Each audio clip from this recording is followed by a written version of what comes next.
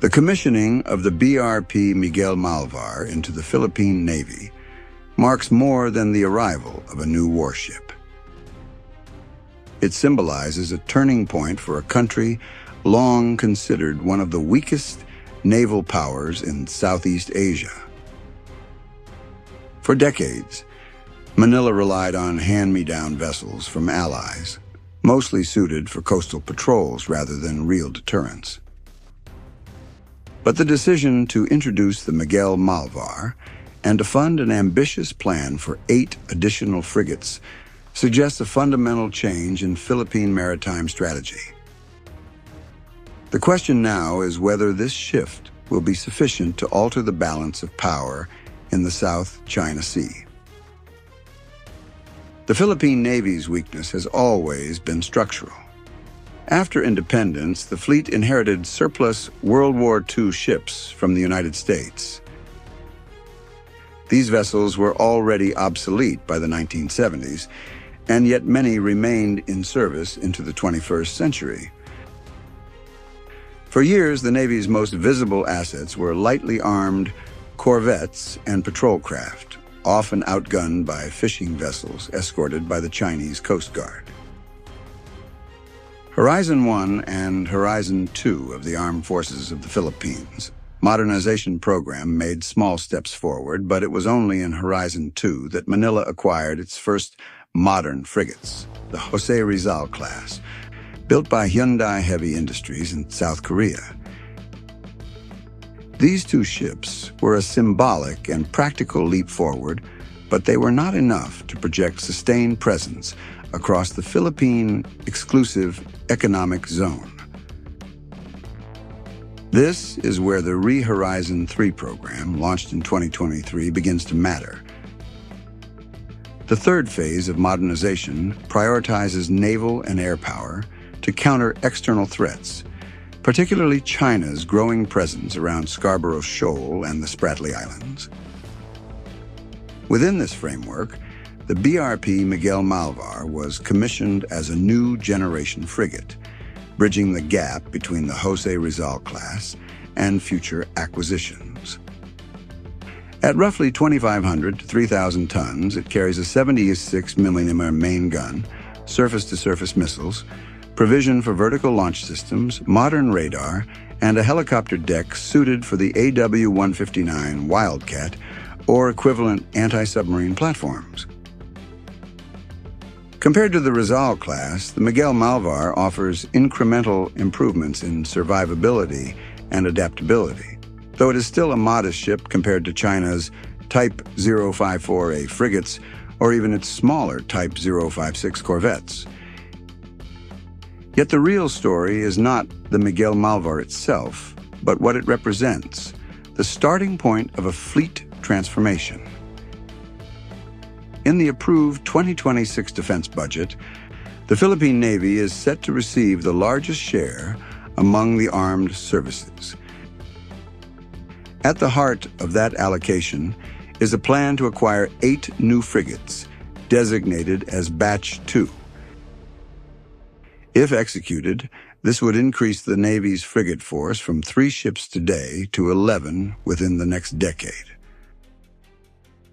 For the first time in modern history, the Philippines would have a credible surface combatant fleet able to maintain continuous presence across contested waters. Why 8 frigates? The logic is operational as much as political. With 11 modern frigates in total, the Navy could maintain 3 to 4 ships on patrol at any given time, with the rest in training or maintenance. That number allows simultaneous coverage of the Luzon Strait, critical for monitoring Chinese movements near Taiwan, and the southern approaches through the Sulu and Celebes Seas. It also creates a permanent deterrent around Scarborough Shoal, preventing a repeat of 2012 when the Philippines was effectively pushed out of the area by Chinese Coast Guard vessels.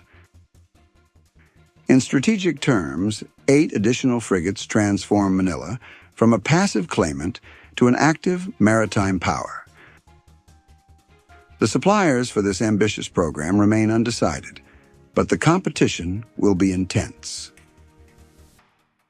South Korea has the inside track.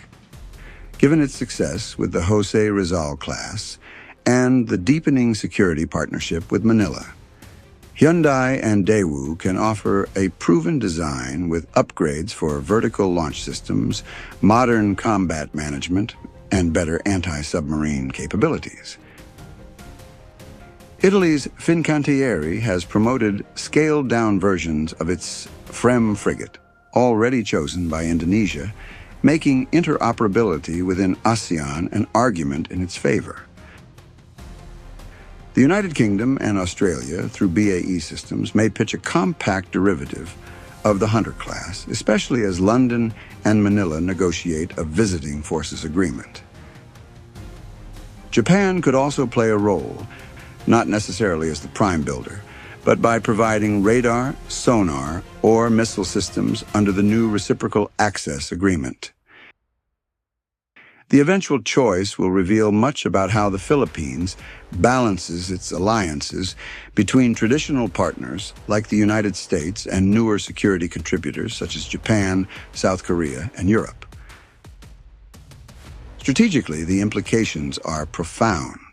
With 11 frigates, the Philippine Navy would no longer be a token force, but a genuine factor in regional calculations.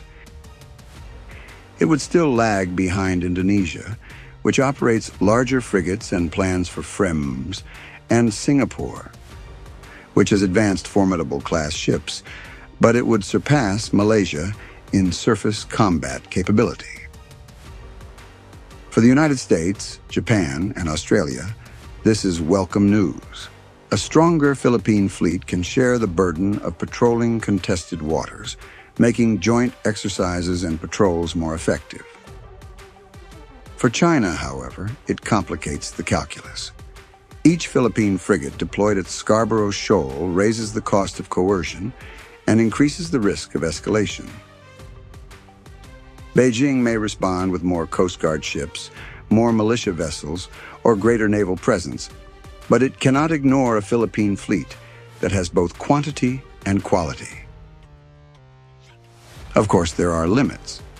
Building 8 frigates requires enormous financial commitment, estimated in the billions of dollars, at a time when Manila faces domestic priorities in infrastructure, health, and education. The risk of cost overruns, corruption, or political turnover disrupting the program is real. Training and sustaining crews for 11 frigates is another challenge. Without sufficient sailors, engineers, and logistics chains, ships may sit idle at port rather than patrolling contested waters. Finally, China will not stand still. The People's Liberation Army Navy already deploys dozens of modern frigates and destroyers in the South China Sea. Even if Manila adds 8 new ships, the asymmetry remains stark. Nevertheless, the trajectory matters. The Philippines is signaling that it no longer accepts being outmatched at sea. The combination of legal arguments, such as the 2016 Permanent Court of Arbitration ruling rejecting China's expansive claims, and concrete naval capabilities sends a dual message. Manila will fight for its rights not only in courtrooms, but also on the waves. For allies like Vietnam, Malaysia, and Indonesia, this is a precedent worth noting. It shows that even a country with limited resources can leverage alliances and industrial partnerships to build credible deterrence. The BRP Miguel Malvar, then, is more than a single frigate. It is a bridge from the past to the future, from a navy defined by obsolescence to one that aspires to parity with its neighbors. The planned 8 additional frigates, if realized, would reshape Manila's role in the South China Sea, giving it a voice backed by steel rather than just paper. Whether the Philippines can sustain the political will, financial resources, and industrial discipline To make this vision real remains uncertain. But the direction is unmistakable. The Philippine Navy is going to sea not as a token participant, but as a stakeholder determined to defend its waters. For viewers and analysts, the question is not whether the Philippines needs these ships. The answer is obvious given the regional environment, but whether it can complete the journey. If it does, the South China Sea will no longer be a playground where China faces only token resistance, but a contested arena where Philippine frigates, supported by allies, stand ready to guard their nation's maritime frontiers.